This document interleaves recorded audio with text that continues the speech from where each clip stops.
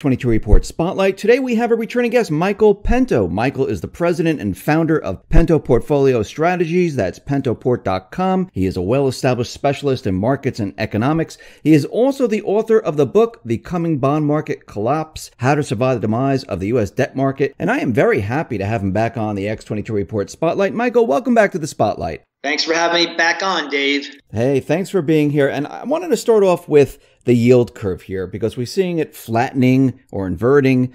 And right now we're getting reports that the yield curve is now below Japan's for the first time in 11 years. Should we be concerned about this? Well, it depends who you listen to, Dave. If you listen to people who want to make you money and have an objective view of the world, then yes, you should. If you want to listen to the carnival barkers on Wall Street, then you shouldn't. So let's just look at some facts. So right now, as of this recording, the yield curve, the spread between the 10-year note and 2-year note is 19 basis points. That is by far the lowest it's been outside of the Great Recession. And I heard the conversation today on CNBC that the yield curve is inverting only because, or at least I won't say only, primarily because interest rates in Europe are very low. And it is true. Interest rates in Europe, particularly the German Bund, the 10-year Bund is about 30 to 40 basis points. But here's the thing, Dave. That's not new, okay? The yield curve is inverting, as it always does, because the Fed is raising short-term interest rates, and that is squeezing out liquidity from the system. It is draining money. It's destroying money. And also, the Fed is not only raising rates, but for the first time in history, it is also draining its balance sheet, $40 billion worth a month, going to $50 billion in October. So $600 billion a year. So the Fed is destroying money rapidly. That's deflation, and that's bringing down the long end of the yield curve. And I want to say a couple of things about the yield curve. It bothers the heck out of me, so I'm glad I get to pontificate on shows like yours, where you could just get a little bit below the superficiality of things and of people who don't know what they're talking about. And let me explain and see if you agree with me or not. The yield on the 10-year note on the German Bund is not new. That yield, that very low yield, has been in place for years. And yet, the long end of the U.S. bond market is falling. So we were above 3% a few months ago, and now we're at 2.8, a little bit above 2.8%, 2.82 to be percent. So you cannot say, it's not logical to say, that yields are low in Germany and thus forcing the yield on the 10-year to be low, because the yield hasn't changed for years on the German Bund. It has not gone down. In fact, it actually has climbed in recent years. And here's it. So let me just wrap that up. Our long-term rates are falling. So it's set the long end of the bond market is clearly worried about slow growth and deflation. But beyond that, Dave, if the yield curve were to invert for other reasons, mechanical reasons, as the carnival barkers claim, I am not sure that makes a damn bit of difference. And the reason why I say that is because why are we so concerned about the yield curve inverting? Well, yes, because every time it inverts, almost every time, 90% of the time since the Great Recession has ended, it has thrown the economy into a recession. But why? Why is it so important? The reason is, as I like to explain, when banks' assets are yielding less than their liabilities, they stop making loans. When their balance sheet gets upside down, they stop creating money. So there's no new money for collateralized loan obligations, mortgage-backed securities, asset-backed securities. They stop making mortgages. And when that happens, the credit channel dries up, and that means asset prices plunge. This is what happens. History is replete with these examples. So in my view, the yield curve is inverting for the same reasons that it has always inverted. You know, the Greenspan excused it in 2000. Bernanke excused it in 2006. The yield curve is inverting for the same reasons. Low inflation, that's what's coming, reduced inflation, and a recession. And it's not going to be different this time. It's going to yield the same baneful results, a recession. And if I can, just wrap this up, I'll follow up by saying a recession is so important because the market drops by 50% or more during recessions. And this time is going to be the worst. Is this why the Fed is out there saying that the yield curve is not really a good predictor of a recession, and they're looking to find an alternative to the yield curve? Well, of course, they want to deflect attention, but not all. And there are several members of the Fed. I listened to James Bullard today from Jackson Hole saying that, hey, listen, he is not going to deliberately invert the yield curve. Well, they're going to move. The Fed's going to move in September. That's almost guaranteed. And I think they go in December for the last time in this cycle. And that will surely invert the yield curve. Now, Bullard is not a voting member, but I listened to other members of the Fed too, who are voting members, who say they're very much cognizant of the fact that they do not want to invert the yield curve. But the people in charge, like Powell and Loretta Mester, Kaplan, they're going to go two more times. And that assuredly, in my mind, barring some kind of crazy blow up in the long end of the bond market, but given the fact that I believe inflation is rolling over on a year-over-year basis, the comparisons will get very, very hard for inflation in the next few quarters, that we're going to have an inverted yield curve. And the same thing is going to happen again. Credit channel gets shut off and home prices collapse, asset-backed securities collapse, and the stock market begins to roll over hard. And I want to just say this. I want to make sure I don't forget this, Dave. I also hear from the cheerleaders on Wall Street that the market is not expensive. What puke comes out of their mouths?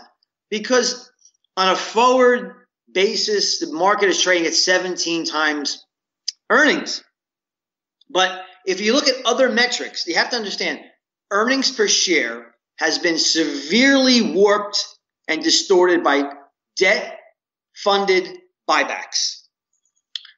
So if you look at that ratio, or the PE ratio, it's still an expensive stock market.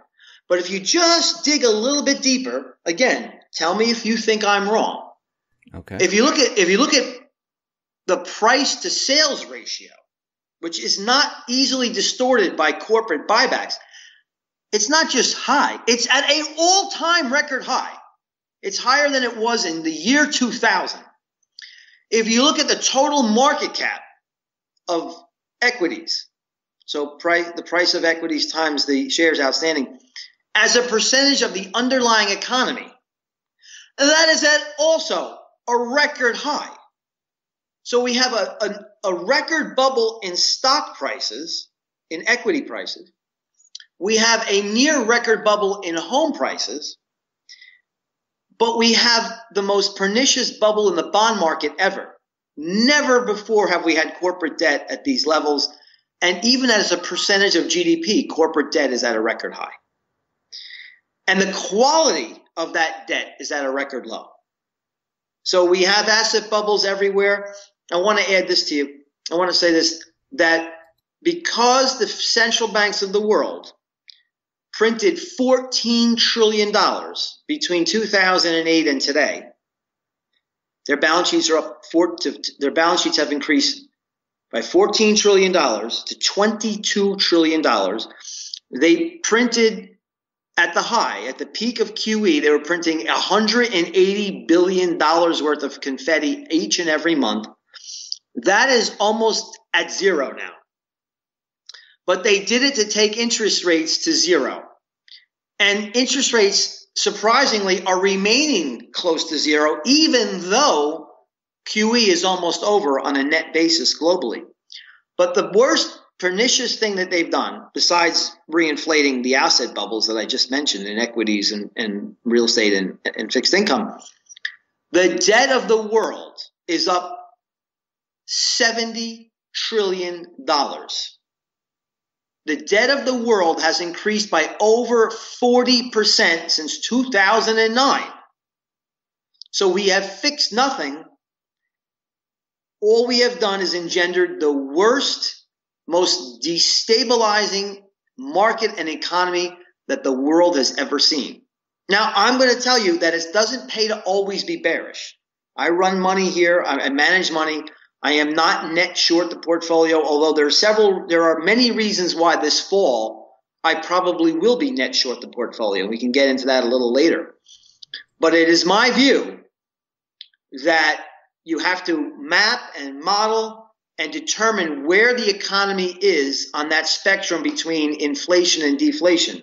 We are headed closer and closer to a destabilizing, pernicious episode of deflation and recession / depression. That's what I'm modeling and mapping, and that's what I want to profit from. So you're saying that we're going to see 2 more interest rate hikes by December? Well, the one in September is 90-something% priced in by the Fed funds future market. That's one. The second one comes in December. I think there's like a 70% chance of that happening. And then I think they're done. I think it's over for the Fed. That's it. When you say over, I think there are no more interest rate hikes. Why do you think that? Because I think the yield curve will be inverted by then. And I don't think the Fed is going to go and even invert their yield curve on a greater percentage than it would be at the end of the year. So the Fed funds, if they go twice, the Fed funds rate will be 2.5%. I think the 2-year note is at 260, 270, and the long bonds are closer to 2.5, where the Fed funds rate is. So I highly doubt that they would go again. But, maybe I'm wrong. I'll make that judgment call at that time. But it seems to me very unlikely that the Fed would look to more severely invert the yield curve after it's already inverted. I get this from listening to the members of the Fed. So would that trigger the recession at that point? Because if, you're raising the interest rates, you mentioned real estate, you mentioned, the debt. At that point, is that the trigger? Well, I think it collapses the stock market first. I think it then collapses the bubble in the junk bond space. High yield blows up, leveraged loans blow up, and then you see what you always see. The stock market plummets, these asset-backed securities plummet, and then the unemployment rate starts to soar, layoffs ensue. We have the deleveraging of corporate balance sheets ensues, and then you have a vicious recession. I just want to tell you why I think it's going to be so vicious is because the central bank at that point will only have 250 basis points of easing. And if you look around the world, the ECB won't have anything that they can do as far as lowering debt service costs, and neither will the Bank of Japan. So all they can do is go ramp up QE to unprecedented levels. I don't think that turns around the stock market. Usually, historically speaking, the Fed has to drop interest rates by 500 basis points or more to get borrowing costs down to a level that encourages people to borrow. But look, household debt is at a record high. The national debt is over 105% of GDP. Corporations are already over leveraged. So which balance sheet? The Fed's balance sheet is $4.5 trillion. The rest of the central banks are engaged in QE. So who is the marginal buyer to step in and start to re-leverage? All the balance sheets are concurrently over leveraged. So there's no easy escape. There's nothing the government or central banks can readily do in dramatic and trenchant fashion to get the economy kickstarted again. And let me just say this to you, Dave. Okay. Treasuries are, if you look at Treasury debt, the deficits are already at $1 trillion. And during a recession, if I'm correct, that's going to be accretive to the debt by over $1 trillion, just like it was in 2008. We ran $1.4 trillion annual deficits because these automatic economic stabilizers kick in, like unemployment insurance. So if you're already running a deficit of $1 trillion in the good times, and you add on to that another trillion or so, deficits are going to be 2 trillion plus. Are you then going to be able to encourage the government to start another huge stimulus package? I mean, it's going to be very hard for the bond market to swallow. Even if the Fed stops their QT, I would imagine they would stop draining their balance sheet for sure. But they will until they agree to do that. They're still draining $600 billion a year. So it's not going to be a very easy or very clean situation. Is this why Trump is out there criticizing the Fed, where he's saying, "Oh, I thought Powell was going to be like an easy money type of Fed chair, not an interest rate type of Fed chair"? Well, candidate Trump was critical of the Fed as well. He was consistent in that front. He's a consistent critic of the Fed. But when he was candidate Trump, what he wanted was more rate hikes and faster rate hikes, because he acknowledged the huge bubble that we have out there in the bond market and in the stock market. But now that he's President Trump, he's criticizing the Fed for completely the opposite reasons. He wants a weaker dollar and he wants low interest rates. But the thing is that we now have a year-over-year CPI rate of over 2.9% headline. So, I mean, it's completely inconsistent of Mr. Trump to put pressure on the Fed to not raise interest rates when we have year-over-year inflation at almost 3%. The Fed should be doing their job and trying to normalize interest rates. The only problem is, since they kept them at zero for a decade, I mean, they engineered these massive bubbles and a huge increase in debt. The leverage ratio is at a record high. So, I mean, they really need to raise interest rates, but when they do, they'll realize the folly of keeping them there at zero for a decade. You mentioned something about deflation and inflation as we move into this period where they're raising the rates and, it kicks off into a recession. Is deflation going to continue, or is it going to switch into inflation? Well, we've had the big spike in inflation. That's behind us. That's in arrears. The Fed, like I said, is choking off money supply growth very, very quickly. We're going into a deflationary recession / depression, I believe, in early 2019. And then what they do, let's just look at pension plans. So you look at the public pension plans are massively underfunded. Some estimates are $4 trillion worth of underfunded pension plans. They're like 70% funded. Well, on the next recession, the assets that these pension plans hold, which bonds and in greater fashion than ever, greater percentage than ever, equities. So when the pension plan gets wiped out again for the third time since the year 2000, the Fed is going to have to do something. I mean, they can't, if they did the right thing, they just let the whole financial system reset. But I don't think they're going to do that. I think Donald Trump, if he's still around, if he's still president, is going to have to get on the bully pulpit and say we must engage in drastic measures, even more than Bernanke did, to get inflation going again. And that, I fear, includes, like I always been predicting, in response of the next recession / depression, there's going to be helicopter money, there's going to be universal basic income, and there's going to be negative interest rate policies, which means they're going to have to banish physical cash. Those are the three things that I see happening, at least. Just to try to get the money supply booming to reinflate these assets that are held on the public pension, the Social Security, Medicare, Medicaid, private pensions, public pensions. They're all going to be massively underwater, and unless you think the Fed's going to sit back and watch, penury diffuse and pervade across the globe, and I don't think they're going to actually be able to sit back and do that. So a lot of people, if this does happen the way you're saying it's going to happen in the pension market, because I think they're based off like 7-8%, which we know the interest rates aren't there. So they're putting everything into the stock market. And if the stock market comes down, people are going to lose a lot unless the Fed does something. They're just going to lose all their money. Well, it's like I said, so in the next crisis, you're going to have, most likely it'll be a 1970 style crisis, in that I think in the 70s, bond prices fell because of inflation, and equity prices fell because the economy wasn't doing well. We had stagflation. Well, I think the same kind of scenario is going to develop, where you have bonds. Bonds are already in a hyper bubble. I can't see them gaining value much at all. I think they fall in price. The yield goes up, and I'm very confident that the equity bubble is going to be devastating when that pops. So pension plans are going to be wiped out.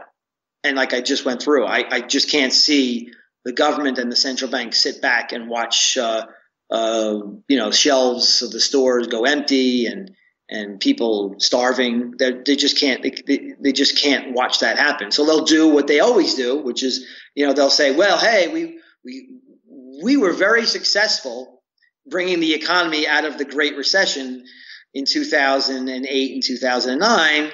2007, December 2007 to 2009. The only problem we did was getting out of QE too early. So my guess is they'll go back to it in new and never before levels. But if they do the universal basic income and they flood the market with cash, doesn't that just add to the debt, add to the problem? I mean, is it really going to fix anything? Well, no. You'll be grinding towards Venezuela. I mean, if you think Venezuela is a good place to live, take a look at what's going on over there. It's going to be Turkey, Venezuela, South Africa. These are all, this is where we're headed. The modern day examples of a dystopia. But printing money doesn't solve anything, especially when I talk about the UBI and the ZERP, helicopter money. These are things that are devastating to the middle class. But these are acts of desperation, which I think the government will do until the public demands, once again, that their money is backed by gold or silver, precious metals. And why why is that such a big deal? You ask. Well, because if you look at the monetary base should always be tethered to the mine supply, the increase in the mine supply of gold. And so if you can tether the monetary base to a 1 or 2% per annum increase, just like the mine supply for gold is, then the monetary base grows commensurate with GDP, which is population growth plus productivity growth. And then you'll never have any of these bubbles. But I think when the central banks come in never before unprecedented levels of printing in the wake of the next recession, I believe there's going to be a complete lack of faith in fiat currencies. And the middle class will have to wake up and demand that we live in reality instead of the fantasy created by central bankers. Now, you mentioned where people lose faith in the fiat system. I mean, Russia's been out there saying that countries should use their national currencies to trade. I mean, I'm thinking about the world. If they lose faith in the dollar, I mean, that's going to be just completely devastating if they see what's happening here. Well, they're not just going to lose faith in the dollar. They're going to lose faith in the yen and the euro and the pound too. I mean, and the yuan. It's going to be a globally synchronized eschewment of fiat currencies. So I think the unbelievable big winner in the next recession is going to be gold. So, and you think this is going to happen later this year? This is going to kick off? I think. Well, Dave, I think it's already started. I mean, if you look at what's going on in emerging markets. If you look what's going on in Turkey and Venezuela and around the world, China is then in a bear market. So I think it's already started to unravel. I think just to go through it real quickly again, our yield curve inverts later this year.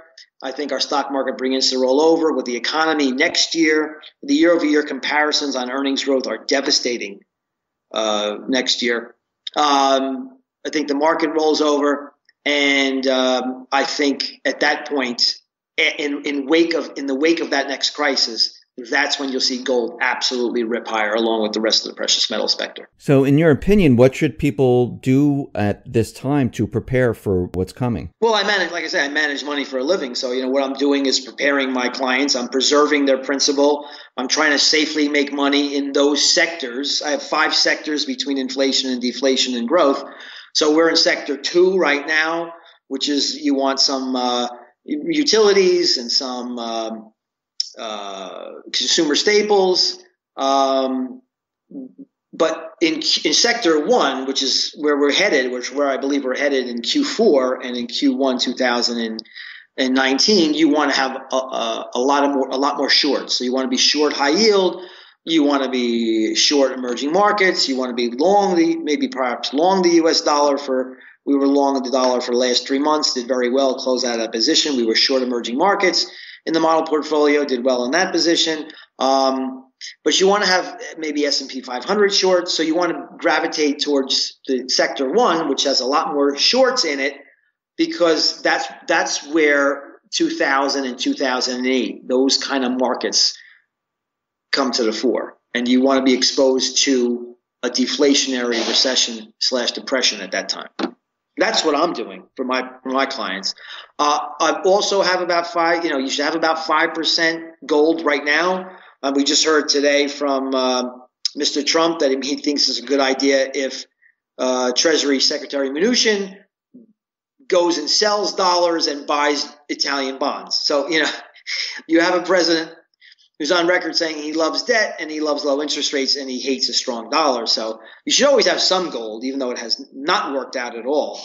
But you want to be slowly adding to that position on pullbacks as we head into Q4 of this year. Michael, thank you very much for being on the X22 Report Spotlight. Once again, how can people see all your work? So, go to my website. It's mpento@pentoport.com. You can go and click on the midweek reality check for a free trial subscription.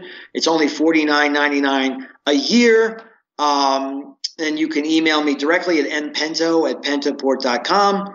Or you can call the office and speak to someone, 732-772-9500. We won't bite. It's a nice conversation you'll have, and learn how you can prepare to protect and profit from the third massive debacle in the equity market since the year 2000. It's coming quickly, in my opinion. Michael, once again, thank you very much for being on the Spotlight. I really appreciate it. Thank you, Dave.